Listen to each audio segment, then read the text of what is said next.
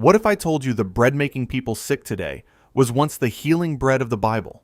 For generations, people have eaten modern bread without questioning what it was doing to their gut. Modern bread was rebuilt for profit. The program that reshaped the world's grain supply even won a Nobel Prize. But that decision removed one fermentation step, reducing ancient bread's healing power by up to 90%. The damage has been silent but documented. Biblical bread still exists, and it is still healing. The word bread appears in the Bible over 300 times. It fed armies, sealed covenants, and was the daily sustenance of entire civilizations for thousands of years. The object those civilizations called bread was stone ground, made from heritage grains, and fermented over long hours before it was ever baked. Modern bread kept the name. Everything else was replaced. That replacement affected every country that adopted industrial milling. By the mid-20th century, stone ground flour had disappeared from most commercial bakeries across Europe and North America. The equipment that produced it was dismantled. The knowledge that guided it was not passed down. Within 2 generations, most bakers had never seen a stone mill. Industrial milling had already stripped the grain of its bran and germ by the 1880s. Commercial yeast replaced slow fermentation through the early 20th century. But the decisive break came between the 1950s and the 1970s, when the grain itself was replaced entirely. What remained was a product engineered for speed and profit, not for the body. The transformation was not accidental. It was a systematic redesign executed in stages across a century. Here's what that redesign actually erased. Every biblical reference to bread as nourishment, as healing, as sustenance, that memory belongs to the original object.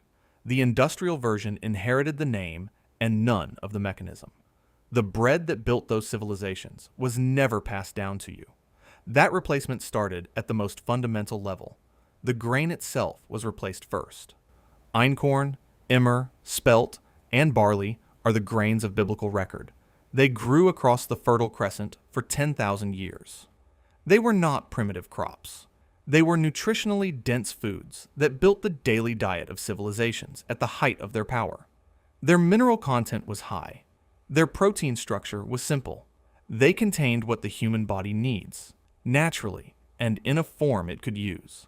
Modern commercial wheat was developed through the Green Revolution, a global agricultural program that began in the 1940s and reshaped commercial grain supply by the 1960s. That process tripled the chromosomal count of the grain. Einkorn carries 14 chromosomes. Modern wheat carries 42. That is not a variation of the same grain. It is a structurally different plant and different gluten composition. That structural difference shows up in digestion within hours of eating. People who switch from modern wheat to einkorn consistently report reduced bloating, less inflammation, and easier digestion.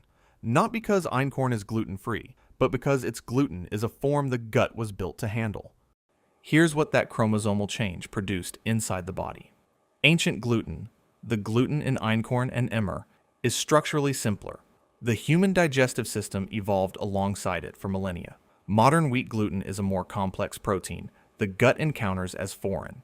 The inflammatory response many people experience after eating bread today is not a sensitivity to bread. It is a sensitivity to a grain the human body has known for less than 60 years.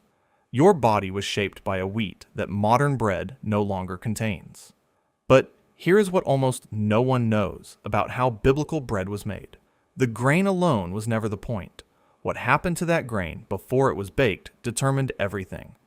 Biblical bread was fermented, left to culture with wild bacteria over many hours, sometimes days. That process was not a primitive workaround for a technology that didn't exist yet. It was the mechanism that made the grain medicinal. Lactic acid fermentation does something to grain that no other preparation method replicates. It activates bacterial cultures that break down phytic acid, the compound in grain that binds to minerals and blocks their absorption entirely. Unfermented grain delivers iron, zinc, and magnesium to the gut already locked. Fermented grain delivers them open. That difference is measurable. A bowl of einkorn sourdough fermented for 12 hours delivers more bioavailable iron than a bowl of modern white bread fortified with added iron. The body absorbs the natural form. It struggles with the synthetic replacement. Peer-reviewed studies measuring phytic acid reduction in long-fermented sourdough place the reduction at up to 90%. Here's what that number means in practice. Modern bread arrives in the gut with its minerals locked inside the grain. Biblical bread arrived with them already open and available. The same ingredient, completely opposite outcomes for the body. Fermentation also produces short-chain fatty acids that feed the gut lining directly, compounds the intestinal wall uses to heal itself. Biblical bread did not just feed the body, it actively healed it. That is what was removed.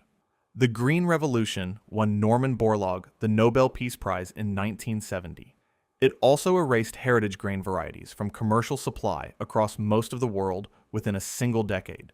The prize was awarded for ending famine in regions of Asia and Latin America.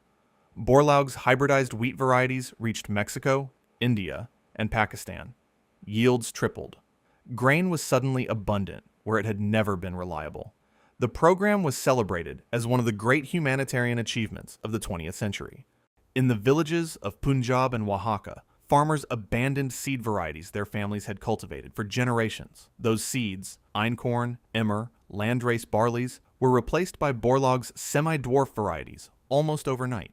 Most of those original seeds were never recovered. The yield targets were met. Hundreds of millions of people were fed. But the program measured one thing only. What it did not measure was what the hybridized grain did inside the human body once the heritage varieties were gone. The nutritional profile of the grain was never part of the brief. The calculation was purely economic, and it was made by a small number of people in a short window of time. Here's what that decision produced at the population level. Within one generation, einkorn, emmer, and spelt disappeared from commercial bakeries across Europe, the Middle East, and North America. The fermentation process went with it. Long fermentation had been built around the structure of heritage grains, their slower proteins, their lower gluten complexity. Commercial yeast was faster with the new wheat. The biology was not a factor. The profit was. What happened in your body was never part of the decision. But what those civilizations built is still here. Biblical bread was never lost. It was displaced. And what is displaced can be recovered. Biblical civilizations built their bread around two things: the right grain and the right process. One economic decision removed both, and it had nothing to do with your health.